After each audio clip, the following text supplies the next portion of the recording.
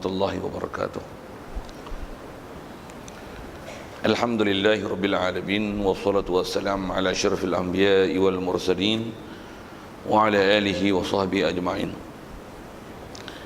Subhanaka la ilma lana illa ma 'allamtana innaka antal alimul hakim. La haula wa la quwwata illa billahil aliyyil azim. Rabbi shrah li sadri wa yassir li amri wahlul 'uqdatam min lisani yafqahu qawli. Allahumma iftah 'alaina bi futuhil 'arifin bik. Allahumma ja'alna minal ladzina yastami'una al-qawla fayattabi'una ahsana. Allahumma 'allimna mimma jahilna wanfa'na bima 'allamtana wa zidna 'ilman nafi'a ya rabbal alamin. Qala Syekhul Musannif rahimallahu ta'ala wa nafa'na bihi wa bi 'ulumihi fid dharain amin. Kita muka surat 153. Kata Musannif rahimahullah ta'ala, maksudnya tak masuk lagi kitab Sadak, ada sikit lagi. Dan jika menjual penghulu amah yang bersuami, sama ada dijualnya dahulu daripada wati ataupun kemudiannya, maka wajib mahar musamma bagi penghulunya. Maka jika ditolakkan dia kemudian daripada sudah dijualnya dan dahulu daripada dukhul, maka wajib setengah mahar baginya. Dan jika ia mengkahwinkan dia amahnya dengan sahayanya yang lelaki, tiada wajib maharnya, kerana tiada sabit bagi penghulu atas sahaya itu. Kerana tiada sabit bagi penghulu atas sahaya itu hutang dengan sebab membinasa ataupun lainnya, maka tiada boleh ditututi akan dia kemudian daripada merdeka. Hadirin sekalian, pertama sekali syukur terima kasih kita kepada Allah Ta'ala. Syukur kita pertama sekali nikmat hidup masih Allah Ta'ala beri pada pagi ini, yang kita diajar untuk mensyukuri nikmat hidup ni dengan membaca doa alhamdulillahillazi ahyana ba'dama amatana wa ilaihin nusyur. Dia bukan saja sekadar doa, tapi adalah akidah, mengajar kita amalan mensyukuri nikmat hidup yang Allah Ta'ala beri, yang kita mengiktiraf bahawasanya kita puji Allah Ta'ala di atas dialah yang telah mengurniakan pada kita hidup, yang setelah dia matikan kita dengan dia tidurkan kita malam tadi dan disedarkan kita pada pagi ni, dan kita mengiktiraf bahawasanya kepadanya lah, kepada dia saja kita semua akan dikembalikan. Syukur juga nikmat hidup yang Allah Ta'ala beri dalam keadaan Islam ini, dan tidak ada nikmat yang lebih besar daripada nikmat Islam yang Allah Ta'ala beri. Apatah lagi Islam yang diberi bukan saja Islam baka dan keturunan, tapi dijadikan kita boleh ke masjid, boleh ke surau, boleh hadir majlis-majlis ilmu, boleh memahami pula ajaran-ajaran yang dibawa oleh baginda Nabi SAW. Dijadikan kita pula boleh membenarkan, mengiyakan semua yang dibawanya. Dijadikan kita pula ada keupayaan, ada kederat untuk boleh taat patuh perintah Allah Ta'ala dan meninggalkan larangannya. Syukur nikmat-nikmat besar Tuhan Ta'ala beri kepada kita, yang kalau lihat di sekeliling kita tak semua orang dapat nikmat-nikmat itu.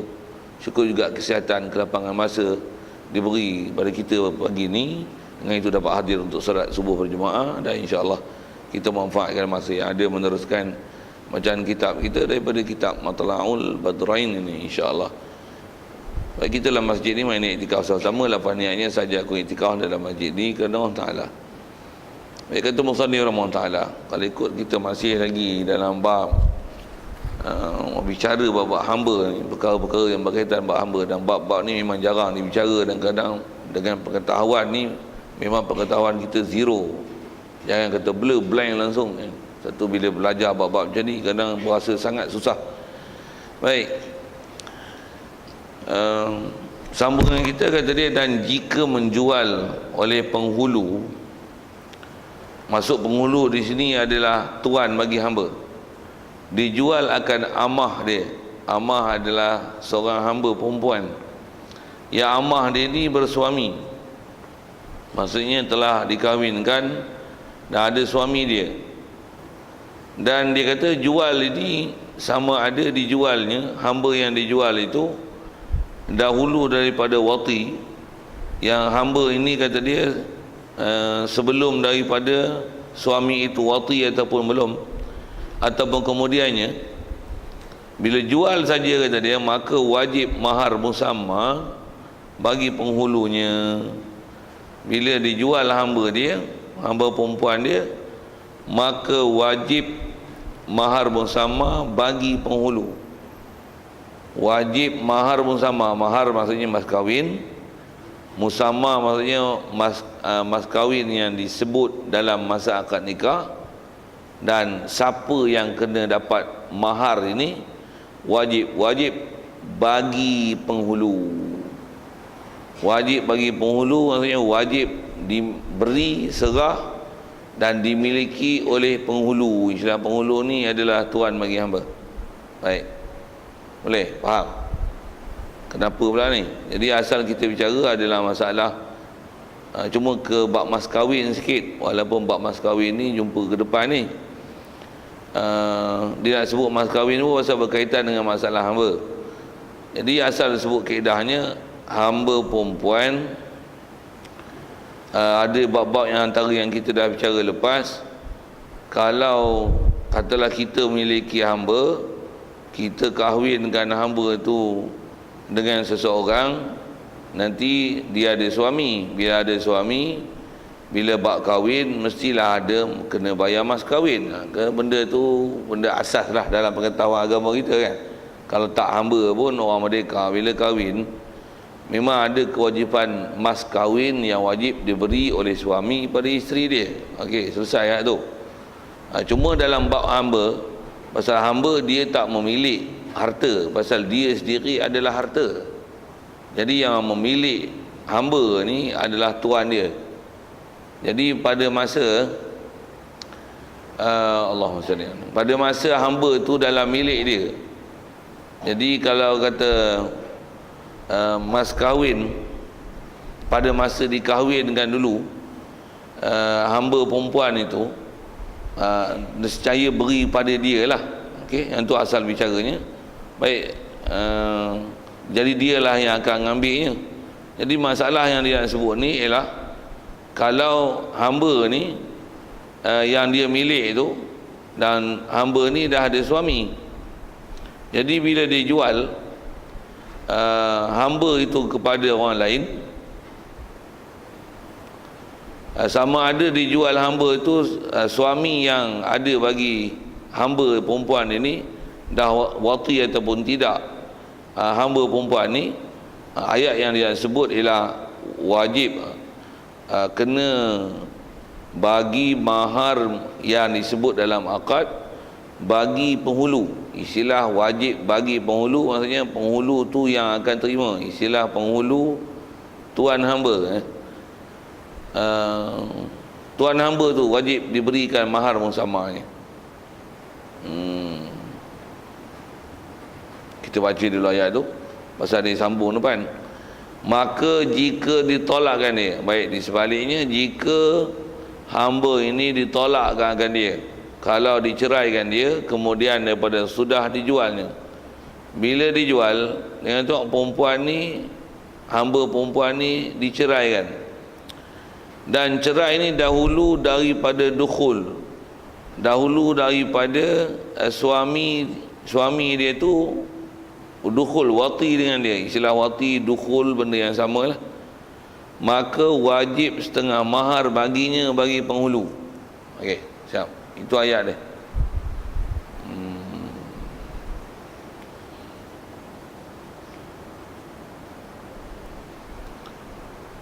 Baik. Jadi dia nak sebut ni adalah sedikit permasalahan pindah milik hamba. Yang hamba pun hamba perempuan. Hamba perempuan pun yang telah dikahwinkan. Cuma hamba ni sekarang masalahnya adalah perpindahan milik. Isu yang kita nak ambil faham sini dengan apa yang dia sebut macam ni dulu.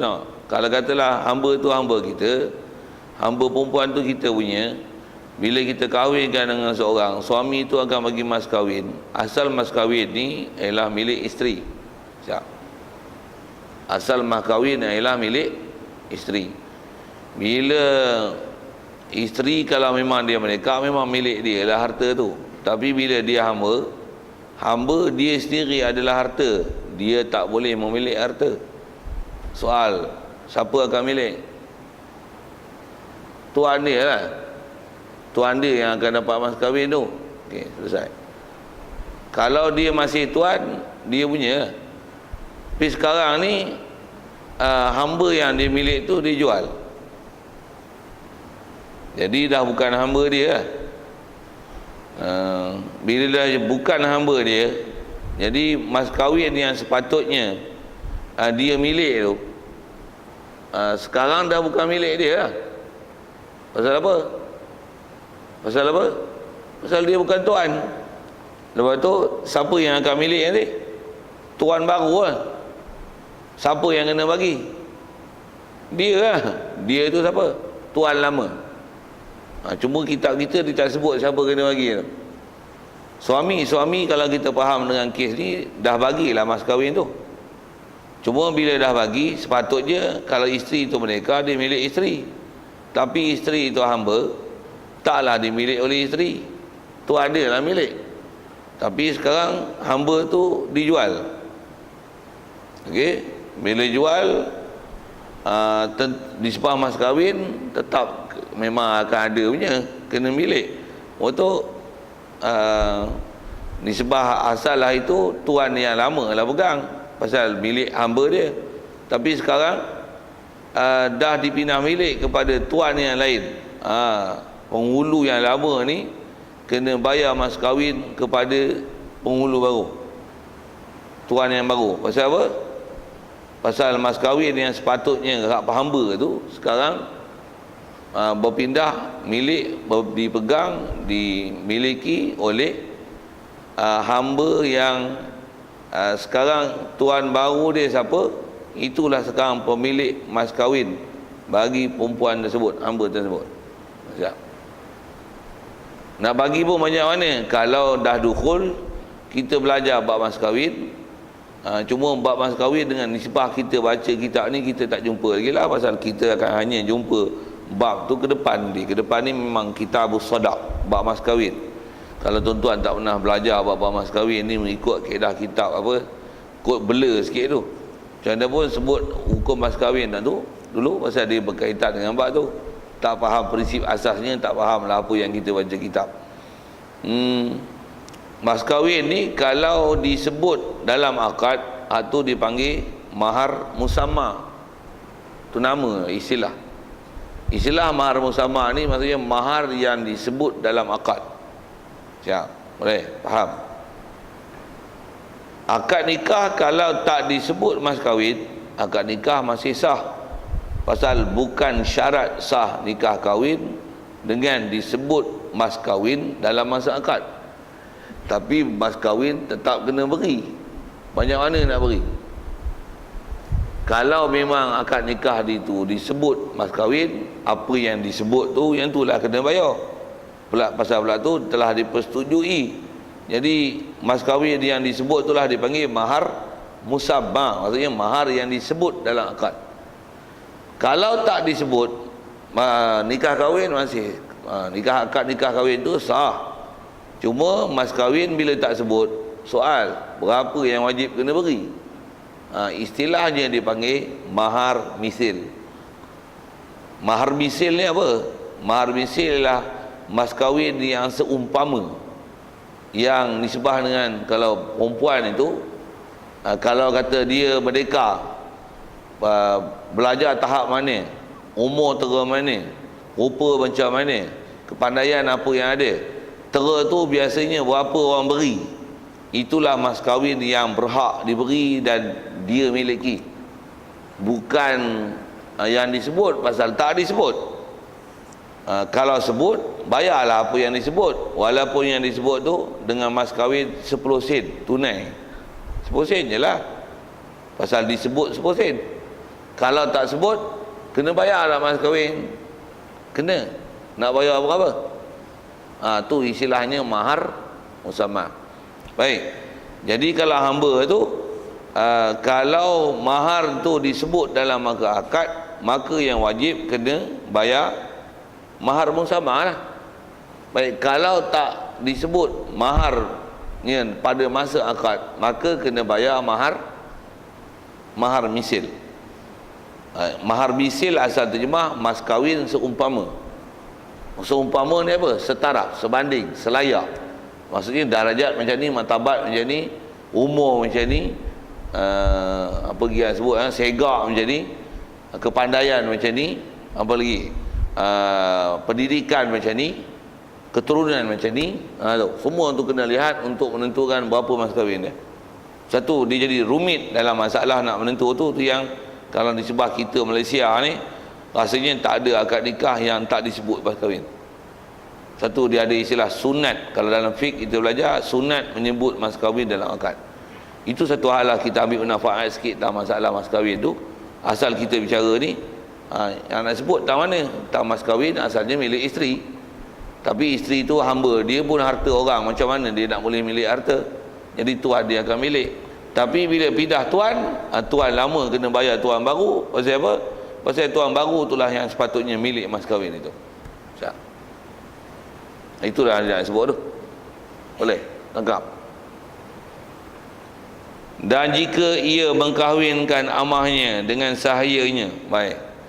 Itu kalau kita faham ni, dia kahwin dengan hamba dia dengan satu orang yang orang tu bukan hamba dia, dipaham tu orang lain lah kan. Itu orang lain. Jadi masalahnya pula kita tadi, dia jual hamba. Okey, yang ni macam ni pula. Jadi yang ni lain langsung lah masalah tadi. Macam ni pula, jika ia penghulu mengkahwinkan amahnya, hamba perempuan dia, dia kahwin dengan sahayanya. Sahaya pun hamba juga, cuma istilah amah ni hamba perempuan. Umum istilah sahaya adalah hamba lelaki. Satu disebut sahaya, takut kita faham nanti lelaki perempuan ni. Mestilah bila amah kahwin tu bersilah sahaya, dan sahaya bersilah sahaya yang lelaki. Jadi maksudnya dia kahwin dengan hamba perempuan dia dengan hamba lelaki pun milik dia. Okey. Bila kahwin dengan hamba lelaki, hamba perempuan dia dengan hamba lelaki dia, soal sikit. Mas kahwin nanti ada yang kena bayar. Dah kahwin mestilah ada mas kahwin weh. Siapa yang kena bayar mas kahwin? Jawab. Itu penentuan asas saya tuan. Tak bak hamba pun tuan mesti boleh jawab tu. Tak boleh jawab tu saya tampar sekali. Siapa buat bodoh macam tu? Tak pernah faham bak kahwin. Tak kahwin lagi ke? Kod gagah juga. Ni dah kahwin beranak cucu lah, takkan tak faham langsung. Saja dah kena menampar tu, saya tak boleh menampar tu. Awak jahil bengong macam tu. Jawab. Bila kahwin, siapa yang kena bayar mas kahwin? Jawab. Suami lah. Siapa yang milik mas kahwin? Jawab. Perempuan. Okey. Sekarang dia kata hamba perempuan dengan hamba lelaki. Kalau katalah kita punya, kita kahwinkan hamba perempuan kita dengan hamba lelaki kita. Siapa kena bayar mas kahwin? Hamba lelaki. Siapa yang akan jadi milik mas kahwin? Hamba perempuan. Hamba lelaki itu hamba dia. Hamba dia harta dia. Itu boleh tak dia milik harta? Tak boleh. Itu siapa milik harta dia? Tuan dia. Itu siapa akan bayar mas kahwin dia? Tuan dia lah bayar. Boleh faham? Itu tuan dia bayar. Itu siapa yang akan terima mas kahwin tu? Isteri tu. Isteri tu tuan, siapa tuan dia? Tuan dia. Lepas tu siapa yang akan terima? Tuan dia. Tuan dia yang bayar, tuan dia yang terima. Yang ni kalau bahasa orang tua dulu dia panggil apa? Balik asal ke nak? Macam mana bahasa tu? Saya dah lama lupa bahasa tu. Balik asal, apa bahasa usul balik asal? Faham tak? Walhasil balik asal. Pernah dengar perkataan tu? Ini Melayu ke Jepun? Saja tanya pagi-pagi gini kan. Walhasil balik asal, faham tak? Maksudnya pusi dapat kita balik. Macam tu bahasa Melayu yang tu kan. Betul? Pasal hamba lelaki kita punya. Jadi bila katalah kita kahwinkan dia dengan seseorang perempuan yang lain, jadi mas kahwin nanti siapa kena bayar? Sepatutnya dia kena bayar. Tapi dia pun kata, siapa yang wajib nafkah kat dia? Kita lah, pasal hamba kita. Jadi siapa yang akan bayar mas kahwin dia? Kita lah. Untuk kita kahwin dengan hamba perempuan tu, hamba perempuan tu yang akan terima mas kahwin. Tuannya siapa? Kita lah. Kita bayar, pusing kita balik. Bagi faham masalah tu. Baik. Tu yang dia sebut. Bila jadi gitu, tiada wajib maharnya.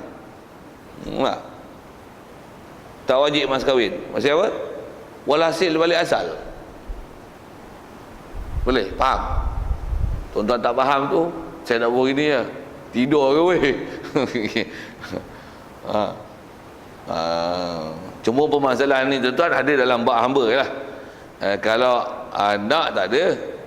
Pasal anak, sekalipun anak tu kita kahwinkan bawah umur, ada bab-bab yang kita belajar lepas, memang kaedah syarak kita, kalau kahwinkan bawah umur, baik sebelah lakinya ataupun sebelah perempuannya, sah perkahwinan tersebut. Cuma bila berkaitan dalam bab harta, katalah bab perempuan, anak akan memilih harta. Cuma pengurusan harta anak yang belum baligh, dia tak boleh urus sendiri. Yang menguruskan dia adalah wali dia.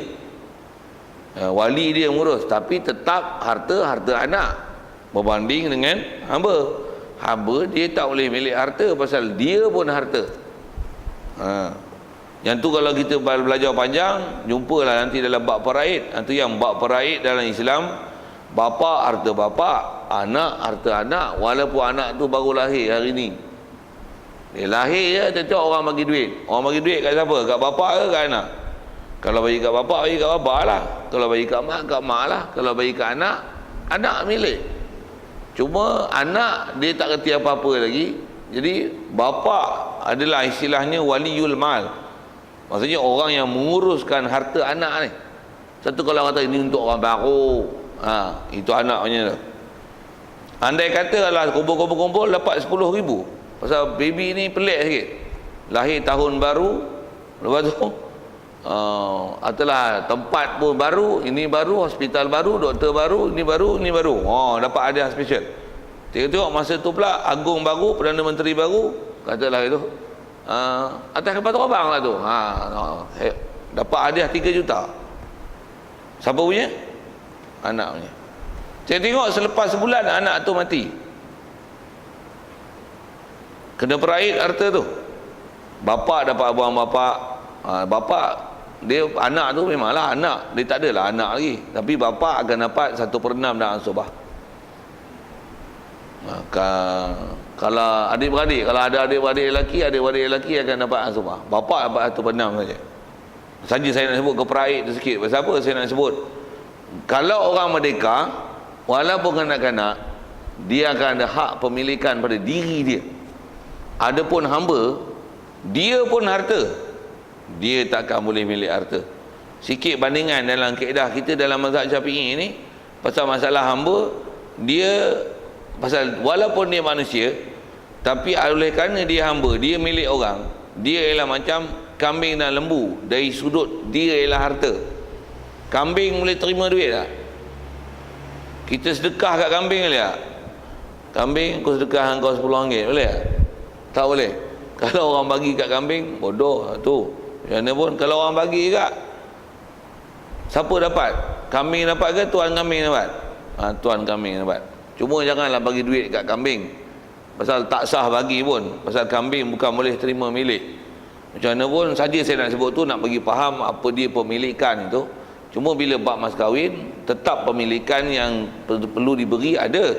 Cuma orang yang nak memberi milik dan terima milik atas kita bicara kondisi ini, hamba lelaki dan perempuan tu kita punya, kita kahwin dengan antara dua orang ni. Jadi hamba lelaki tu kita kena bagi nafkah, kita yang kena bagi mas kahwin. Mas kahwin tu pula nanti diberi kepada hamba perempuan. Hamba perempuan tu pun kita tuannya. Apa hukum ni nanti? Tiada wajib mas kahwin. Pasal apa? Walhasil balik asal. Bagi faham elok-elok masalah tu. Tuan-tuan faham maksudnya, tuan-tuan dah dapat satu benda besar hari ni. dapat pahala lah. Mengaji, faham satu benda syariat.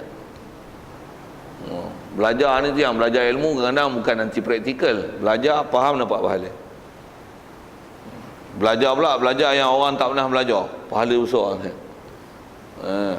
Cuma taklah belajar macam ni fardu ain, tapi fardu kifayah.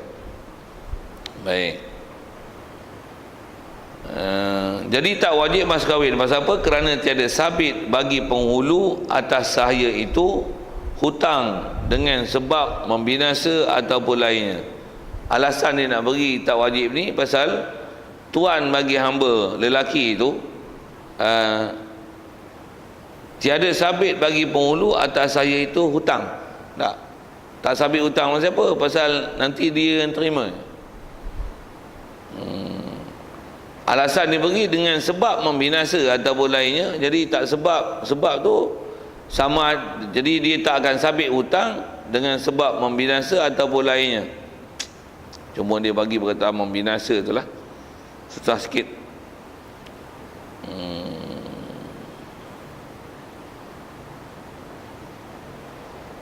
Asal yang sebut ialah tak ada apa-apa mas kahwin yang wajib dibayar oleh penghulu pasal walasi balik asal tadi. Kemudian kita sebut kes macam ni nak tengok lepas tu hamba yang lelaki dia ni tuan dia merdeka, katalah jadi kes tertentu tuan dia kena merdekakan hamba, dan hamba yang dia merdekakan tu adalah hamba lelaki yang dia kahwin dengan hamba perempuan dia.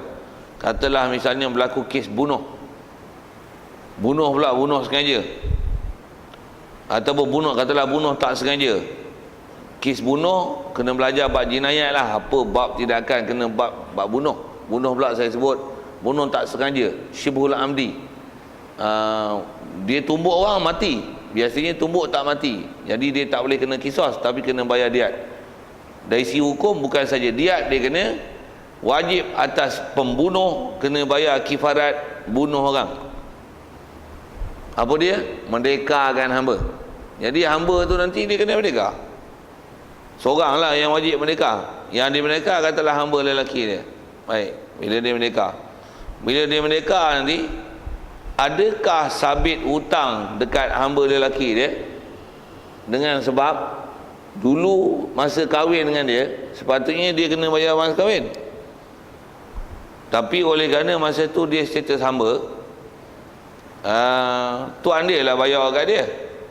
Tapi bila merdeka, adakah nak sebut situ lah, adakah sabit hutang ke atas hamba lepas dia merdeka dengan sebab dulu dia kahwin, tuan dia yang bayarkan mas kahwin untuk bagi pihak dia, pasal tuan dia yang wajib nafkah ke atas hamba dia. Isu itu lah. Itu yang disebut, kalau ikut tak ada dalam bab ni, tak ada. Pasal apa? Pasal lagipun tuan hamba ni dia yang kahwinkan hamba dia dengan sama hamba dia. Jadi istilahnya dia telah meluput dan membinasakan mas kahwin yang sepatutnya hak dia untuk dia dapat, tapi dia sendiri dengan sebab kahwin dengan hamba sesama hamba dia, luput mas kahwin tu. Jadi tidak ada apa-apa bayaran yang kena. Berbanding dengan kita bicara tadi hamba perempuan kita, bila kita kahwin dengan dia, memang ada orang kena bayar mas kahwin, kita dah milik tu. Tapi bila kita jual hamba ni, nampak, kita tukar milik. Hamba tu asal kita punya, sekarang kita dah bagi pada milik lain. Jadi sepatutnya mas kahwin perempuan tu siapa dapat? Bukan kita lah, pasal kita bukan tuan hamba. Bagi balik dekat tuan yang baru ni. Siapa owner yang baru bagi hamba tu, hak itulah yang akan menerima mas kahwin daripada perempuan yang bila dia hamba dipindah milik, jual kepada orang lain. Siap. Yang ni bukan masalah hamba dijual pada orang lain, tapi hamba tu hamba dia merdekakan. Itu disebut tiada boleh dituntuti akan dia hamba, akan dia akan mas kahwin, kemudian daripada merdekanya hamba lelaki. Kau bagi sebagai contoh yang telah dia merdekakan. Saya bagi contoh tadi dengan kes pembunuhan tadi. Kalau tak pembunuhan pun apa-apa kes yang kena merdeka hamba lah. Dia sumpah misalnya, dia langgar sumpah dia. Siapa yang langgar sumpah, antara kifarat sumpah apa? Merdekakan hamba, ataupun dia batalkan puasa dia dengan bulan-bulan Ramadan dengan wati. Kifarat dia ialah bayar merdekakan seorang hamba. Banyak tuan-tuan kalau kita belajar buat fiqh, yang denda syarak pertama sekali ialah merdekakan hamba. Ataupun suami ni zihar isteri dia, kata dia, engkau ni aku anggap macam bapa aku. Macam bapa aku, silap sebut, macam mak aku. Jadi dia zihar, dah dia kena kifarat. Apa kifarat dia?